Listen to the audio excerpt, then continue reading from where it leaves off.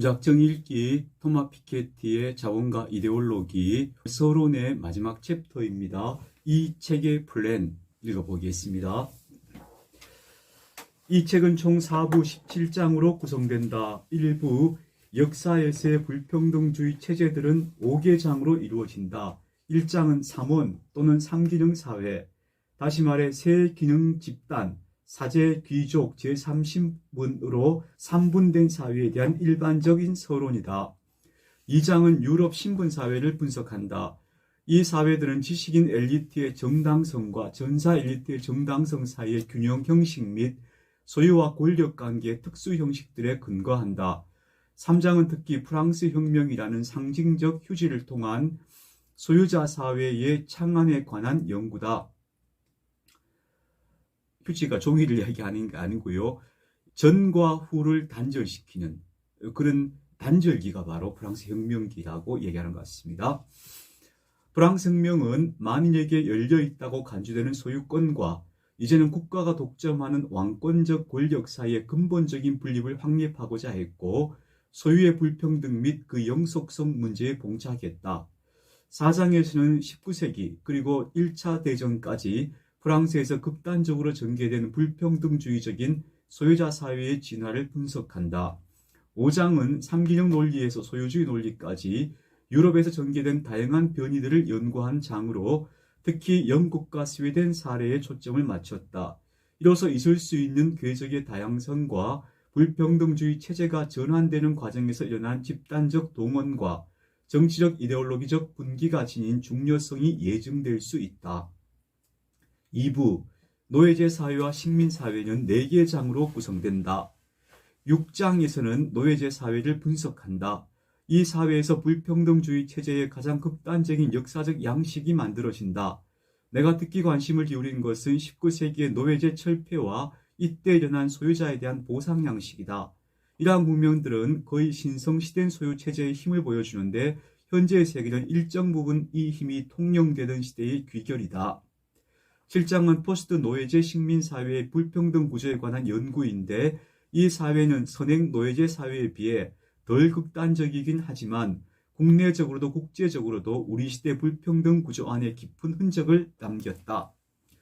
8장과 9장은 유럽 바깥 3기능 사회가 유럽의 식민주의적이고 소유주의적인 열강과 충돌해 전환된 방식을 조사하는 장들로 우선은 인도 사례에 초점을 맞췄고 여기서는 오래된 카스트 제도가 예사롭지 않게 집요한 흔적을 남겼는데 이는 부분적으로 영국 식민 지배자에 의한 경직된 법규화로 인한 것이다. 이어서 더 넓은 유라시아, 중국, 일본, 이란을 조망한다. 3부 20세기의 거대한 전환은 4개 장으로 구성된다. 10장은 20세기의 소유자 사회의 몰락을 분석한 장이다. 소유자 사회는 양차 대전, 1930년대 위기, 공산주의와 식민지 독립의 도발, 정의로운 불평등주의 체제를 재정립하기 위해 19세기 말 이후 준비된 집단적이고 이데올로기적인, 특히 삼인주의적이고 노조주의적인 동원의 결과로 몰락한다. 11장은 2차 대전이 끝나고 확립된 삼인주의 사회의 성취와 한계를, 특히 정의로운 소유의 조건을 다시 사유하지 못한 한계, 고등교육에서의 불평등주의적인 도전에 대처하지 못한 한계, 재분배 문제를 초민족적인 규모로 확장하지 못한 한계를 연구한 장이다. 12장에서는 공산주의 사회와 포스트 공산주의 사회를 분석한다. 특히 러시아와 중국과 동유럽의 변화 안에서 최근의 불평등주의적이고 정체성주의적인 일탈들을 키우는데 포스트 공산주의가 영향을 끼친 방식과 관련해 조사한다. 13장은 현대성과 의고주의 사이에 준동하는 현 세계의 불평등주의적인 하이퍼 자본주의 체제를 바라보며 이 체제를 잠식하는 불평등과 환경의 위기들에 대처하지 못하는 체제의 무능력에 대해 강조한다. 4부 정치적 갈등의 차원들을 다시 사유하기는 4개의 장으로 구성된다. 이 장들에서 내가 연구하는 것은 20세기 중반 이후 여러 정당 내 유권자들의 사회경제적 구조 진화와 정치운동 진화, 그리고 미래 재구성을 위한 전망들이다. 4장에서는 평등주의, 다시 말하면 출신들이 다양한 인민계급을 규합하기에 충분할 정도의 설득력을 갖춘 재분배 강령에 근거한 선거연합의 역사적 형성 및 그 후의 소멸 조건들을 프랑스 사례를 필두로 하여 연구한다. 15장은 전후 3인주의 연합의 와해, 젠트리피케이션, 브라만화 과정이 어떻게 미국과 영국에서 유사한 방식으로 전개되었는가를 보여주는데 이는 공동의 구조적 원인들을 시사한다. 16장에서는 서양의 여타 선거 민주주의로 동유럽, 인도와 브라질로 분석을 확장한다. 여기서 나는 20세기 초의 사회 토착주의라는 실질적인 뜻을 연구한다. 내가 강조한 것은 사회 토착주의를 견제할 정도로 충분히 강력한 평등주의적이고 국제주의적인 강령의 부재 탓에, 즉 믿을 만한 현실적 사회 연방주의의 부재 탓에 현재 자라나고 있는 정체성주의적인 일탈 양상이다. 17장에서는 앞선 부하장에서 진술된 역사적 경험들로부터 교훈을 끌어내 20세기에 가능한 참여사회주의의 윤곽을 제시해보고자 한다. 나는 특히 정의로운 소유가 취할 수 있는 양식들을 분석하는데 이러한 소유의 주요한 두 기둥은 다음과 같다. 한편으로는 기업 내 권력 및 의결권의 현실적 분유로 이는 사회적 소유를 제도화하고 공동관리와 노동자 자주관리를 뛰어넘는 것을 가능케 한다. 다른 한편으로는 소유에 대한 강력한 누진세로 이 세금을 통해 모든 청년에게 상당 액수의 자본을 지원하기 위한 재원을 조달할 수 있으며 일시 소유 및 지속적인 자산 순환을 실현할 수 있다. 나는 정의로운 교육과 정의로운 조세, 그리고 투명성과 시민 통제를 밑바탕으로 한 조세 정의와 교육 정의를 보장해야 될 필요에 대한 문제도 다룰 것이다. 마지막으로 정의로운 민주주의와 정의로운 경계 조건을 검토할 것이다. 여기서 핵심 문제는 세계 경제의 대안적 조직화에 대한 것인데 이 대안은 오늘날 세계 거버넌스 노릇을 하는 재화와 자본의 자유이동 조약들 대신에 조세재정, 사회, 환경 관련 연대의 새로운 형식들을 사회 연방주의를 통해 발전시킬 수 있게 해준다. 일부 성급한 독자들은 아마도 바로 종장과 결론으로 넘어가고 싶어 할 것이다. 이를 막을 수는 없지만 앞에 4개 부를 단편적으로라도 먼저 읽지 않는다면 종장과 결론에서 제시되는 요소들을 내가 어디서 끌어왔는지 이해하는 데 어려움을 겪을 것이라는 사실을 유의해 주길 당부한다. 어떤 독자들은 어쩌면 1부와 2부에서 제시되는 자료가 진정 타당성을 갖기에는 너무나 오래된 역사에 속하는 것이라 생각하고 3부와 4부에 집중하려고 할 것이다. 나는 이 책의 여러 방면에서 접근할 수 있도록 각 부와 각 장의 서두에 충분한 만큼의 주의와 참조를 달아놓았다. 그러니 각자 알아서 자신의 길을 택할 일이다. 당연히 차례대로 쭉 읽어가는 것이 가장 논리적인 진행일 테지만 말이다. 독서의 짐을 덜고자 본문과 주에는 주요 역사 자료와 준고 자료만을 담았다. 이 책의 역사 자료와 참고 문헌과 방법론 전반에 대한 세부 정보를 얻고 싶은 독자는 온라인으로 열람할 수 있는 전문 브록을 참조하길 권한다. 이렇게 서론이 끝이 났습니다. 이 서론에서 빅게티는 자기가 이런 이야기를 할 것이다. 기본 뼈대는 다 제시했어요. 이제 본론에 들어가서 그 근거를 제시하고 자세한 이야기를 풀어낼 겁니다. 서론 읽어보니까 기대가 되죠. 재미있는 책입니다.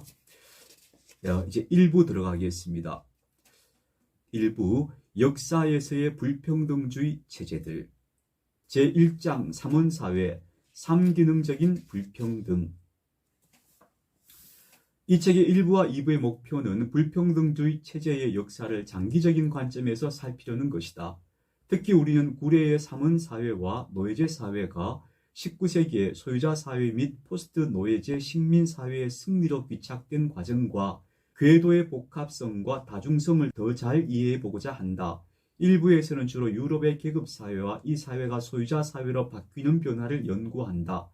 2부에서는 노예제 식민 사회를 살피며 유럽 바깥의 3기능 사회가 유럽 열강과 만나면서 받은 영향으로 어떻게 바뀌는지를 검토한다. 3부에서는 20세기 소유자 사회와 식민 사회가 주로 세계대전과 공산주의의 실현이라는 충격 아래 겪었던 위기를 분석할 것이다. 이어서 4부에서는 20세기 말 21세기 초의 포스트 식민적이고 신소유주의적인 사회에서 이 사회들의 쇄신 및 가능한 변화 조건들을 연구할 것이다. 이 장마다 또 단락별로 나누어져 있습니다. 1단락입니다. 세 기능의 논리, 사제, 귀족, 제3, 신분. 우리는 이번 조사를 내가 삼원사회라 부르자고 제안하는 것에 대한 연구로 시작하겠다. 삼원사회는 역사에서 가장 오래되고 가장 널리 퍼진 불평등주의 체제의 범주를 구성한다. 게다가 삼원사회는 현 세계에 지속적인 자국을 남겼고 사회적 불평등과 이에 대한 정당화의 기원이 되는 이 모체부터 분석하지 않고는 이후의 정치적 이데올로기적 발전을 정확히 검토할 수 없다. 삼원사회는 형태상 가장 단순히 별개의 세 사회 집단인 사제와 귀족과 제3신분으로 이루어진다. 이 집단 각각은 공동체 전체에 복무하는 본질적 기능과 그 존속에 필수 불가결한 기능을 다한다. 사제는 종교적이고 지적인 계급이다. 이 계급은 공동체의 영적인 지도 및 공동체의 가치와 교육을 책임진다. 즉 공동체의 역사와 형성에 의미를 부여하며 이를 위해 필수적인 지적, 도덕적 규범과 좌표를 공동체에 제공한다. 귀족은 군사적인 전사계급이다. 이 계급은 무기를 다루고 사회 전체의 안위와 보호와 안정성에 기여한다. 이 계급은 공동체가 지속적인 혼돈과 일반화된 약탈에 빠지는 걸 피할 수 있게 해준다. 제3신분은 노동하는 평민계급으로 농민과 수공업자와 상인을 비롯해 사회의 나머지가 모인 것이다. 그 노동으로 이 계급은 공동체 전체가 먹고 입고 대를 이어갈 수 있게 해준다. 이런 역사적 유형을 지칭하기 위해 3기능 사회라고 말할 수도 있지만 실제로는 대개 이 유형이 더 복잡하고 다양한 형태를 가지며 각 집단 밑에 다수의 하위 계급을 두고 있다. 그러나 이 유형의 정당화 또한 때로는 공식적인 정치 조직화의 일반적 도식은 세 가지 기능에 입각한다. 사회 조직의 이러한 일반적 유형은 프랑스 혁명까지의 기독교 유럽 전체에서뿐만 아니라 유럽 바깥의 매우 많은 사회에서도 대부분의 종교에서도 특히 힌두교와 시아파 이슬람 및 수니파 이슬람의 틀 안에서 상이한 양상들을 띠며 확인된다. 예전에 인류학자들이 내놓은 이론의 여지가 있는 가설에 따르면 유럽과 인도에서 관찰되는 사회적 3분 공통의 인도 유럽적인 기원을 가졌으며 이를 신화와 언어 구조에서 간파할 수 있다. 매우 불완전하긴 하지만 현재 인식으로 생각해 볼 수 있는 것은 세 계급에 따른 이 조직화 유형이 실제로 훨씬 더 일반적이며 단일 기원 태제는 성립되지 않는다는 것이다. 삼원도식은 거의 모든 고대 사회에서 중국과 일본은 물론 극동에 이르기까지 세계 전역에서 확인된다. 이들 사이에 실질적 변이들을 연구하는 것이 바람직한데 표피적인 유사성보다는 이 변이들이 기본적으로 더 흥미롭기 때문이다. 손댈 수 없이 신성하거나 그렇다고 여겨지는 것 앞에서 느끼는 경탄은 종종 정치적 사회적 보수주의를 반영하는데 그에 비해 역사적 현실은 언제나 변하기 쉽고 다중적이며 예기치 못한 잠재성과 의외의 위태로운 제도적 임기 불안정한 타협과 미완의 분기들로 가득하다. 이러한 현실을 이해하기 위해서는 또한 미래의 분기들을 준비하기 위해서는 사회 역사적인 변화의 조건들을 적어도 보수의 조건들을 분석하는 것이 더 가치 있다. 이는 다른 사회들에도 해당되지만 삼원사회에도 역시 해당된다. 이러한 분석을 진전시키기 위해서는 특히 유럽과 인도처럼 매우 상이한 맥락에서 또 일반적으로는 비교론적인 초민족적 전망 안에서 관찰되는 장기 동학들을 비교하는 것이 유용하다. 우리가 1장과 그 이하의 장들에서 하려는 것이 바로 이것이다. 피케티가 보기에는 프랑스 혁명이 일어나기까지의 유럽 전체와 유럽 바깥의 모든 고대 사회로부터 근대 이르기까지 이 삼원사회가 로 설명할 수 있다는 겁니다. 이 삼원사회는 세 계급으로 나누어지죠. 사제계급, 그들은 종교적인 것을 담당하고 있고 지식계급이기도 하고, 그리고 귀족계급은 군사적인 것을 담당하면서 그 사회를 보호하고 질서를 잡는 역할을 하고요. 제3신분, 노동계급입니다. 그들이 생산을 해서 이 사회를 먹여 살리는 계급. 이렇게 이 세 계급으로 구성된 사회가 고대로부터 근대에 이르기까지의 사회는 삼원사회로 규정할 수 있다. 그렇게 보고 있는 겁니다. 다음 단락입니다. 삼원사회와 근대국가의 형성. 삼원사회는 이후의 역사적 형태와 두 가지 본질적인 특성에 의해 구별된다.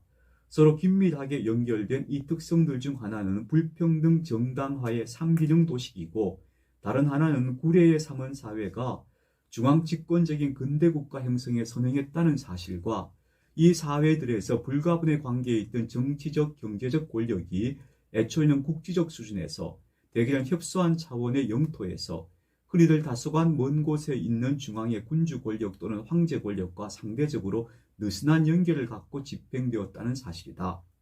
사회 질서는 몇몇 핵심 기구, 촌락, 농촌 공동체, 성, 요새, 교회, 사원, 수도원을 중심으로 강하게 지방 분권화된 방식으로 여러 영토와 권력 장소 사이에 제한된 연계하에 구조화되었다. 이런 영토와 장소는 특히 교육수단의 취약함을 감안한다면 대체로 서로 연결되어 있지 않았다.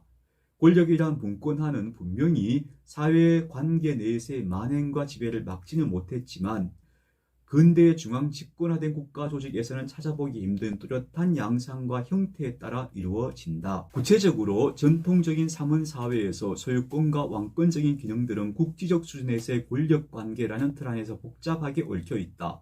두 지배계급, 사제와 귀족은 물론 소유계급이다. 특히 일반적으로 두 계급이 대부분의, 때로는 거의 모든 농토를 소유하고 있는데 이 소유지가 모든 농촌사회에서 경제적이고 정치적인 권력의 초석을 구성한다. 사제의 경우에 보유는 흔히 교회, 사원, 주교구, 종교재단, 수도원 같은 형태의 성직 조직을 매개로 조직되고 이 제도는 여러 종교, 특히 기독교와 힌두교와 이슬람교에서 관찰된다. 귀족의 경우의 소유는 사제에 비하면 개인 수준에서, 보다 정확히 말해 때로는 자산과 지위의 파산을 모면하기 위한 가족 간 불분합 또는 의제적인 기금의 틀로 귀족이라는 가문과 자격 수준에서 지닌 보유에 더 가까웠다. 마르크스주의 철학에서는 사회 진화를 고대 노예제 사회에서 봉건제 사회로 진화했고, 봉건제 사회에서 자본주의 사회, 그리고 사회주의 사회, 공산주의 사회를 진화한다, 이렇게 보잖아요. 근데 피케티는 고대 노예제와 봉건제 사회까지를 다 삼원사회라고 부르는 거예요. 그 전통적 삼원사회 지배계급이 바로 사제와 귀족인데 이 두 계급이 삼원사회의 거의 모든 것을 소유하고 있는 그런 계급들이었던 거죠. 그때 삼원사회에서 가장 중요한 자산은 토지였던 거죠. 그 토지를 대부분 종교나 귀족 계급이 소유하는데, 종교인들은 대개 교회라고 하는 차원을 통해서 조직적으로 소유하고 있다면 귀족들은 가문 중심으로 소유하는 형태로 나타나게 되겠죠. 바로 이 권력계획도 중앙에 있는 더 강력한 권력계급과 느슨한 연결관계를 가지고 있다 하니까 이게 봉건적 관계를 가지고 있는 것을 의미하는 것이겠죠. 어쨌든 중요한 초점은 사제의 소유권과 귀족의 소유권이 특히 질서 유지와 치안 및 군사 권력이라는 점에서, 이것은 원칙상 전사 귀족의 전유물이지만 사제 귀족의 이름으로 실행될 수도 있다. 또한 재판 권력이라는 점에서 재판은 일반적으로 현지 영주의 이름으로 이루어지는데 이 영주 역시 귀족 또는 종교인이다. 왕권적인 핵심 권력과 병행한다는 것이다. 식민시대 이전의 인도에서와 마찬가지로 중세 유럽에서 영국의 지주도, 프랑스 영주도, 인도의 브라만과 라지푸트도, 에스파냐 주교구도, 다른 맥락에서 그들과 동등한 존재들도 모두 토지의 주인들이자 토지에서 노동하고 살아가는 사람들의 주인이기도 하였다. 그들은 여러 가지 가변적인 양태에 따라 소유권과 왕권적인 권리를 동시에 부여받은 자들이다.